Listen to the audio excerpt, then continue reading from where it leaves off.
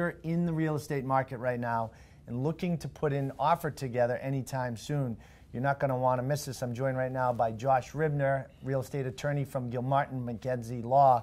And Josh, you guys do a ton of deals in the greater Boston area. The market's very competitive right now. So how are you seeing your buyers, shape deals to get that competitive edge? Sure. And the market's competitive, throughout the state. I mean, we're seeing it with, clients in Boston or on the Cape or, Metro West and North and everything everywhere in between. One of the things that I'm definitely seeing people do is waiving contingencies. So waiving contingencies either for financing or an inspection, or if it's a condominium, waiving the opportunity to review the documents. And that's one way that people are trying to get competitive.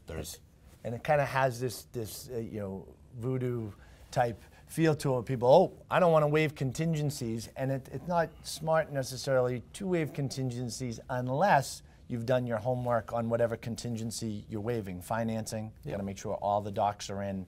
Your lender is really positive that you're in a good financial situation. Home inspection, though, it can be waived, and there's ways around that as well.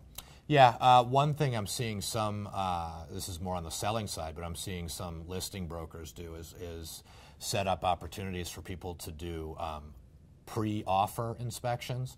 So they'll let whatever parties, especially when they're expecting a lot of offers to come in, they'll let the buyers, interested buyers, come in, do whatever due diligence they want to do, bring in their home inspector, look at this, that, or other component of the house, so that way when they put in their offer, make their offer, the buyer already knows the condition and they're waiving the inspection contingency, but they're going into it with their eyes open, which is really the most important piece. That's a great way to do it because you're eliminating the curveballs that could come post-accepted offer, get them out of the way right up front. Absolutely, and eliminating a complete section of renegotiating the deal, which is certainly something that's advantageous to the sellers in these markets. What does someone have to think about when putting in an offer over asking? If there's financing involved, that's definitely going to be the place where that's really going to come into play. People and offers above asking are frequent. One of the strategies, obviously, that a listing broker will use is they'll deliberately underprice a property. So just because you're paying over asking doesn't mean necessarily that you're paying over value.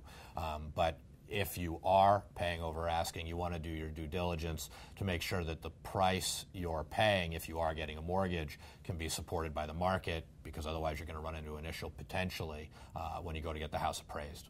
And there's a lot of different strategies to use, but bottom line, you want to make sure you put together your A-team with your lender, real estate attorney, broker, make sure everybody's on the same page.